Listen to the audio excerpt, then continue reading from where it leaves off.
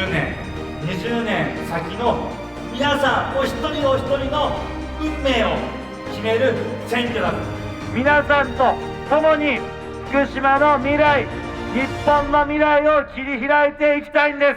皆さんを豊かにするためにこの選挙必死で命がけで戦ってまいります。ぜひ根本たちに任せてください。私は勝ち切りたいんです。ここで勝たなきゃいつか今そう思っています。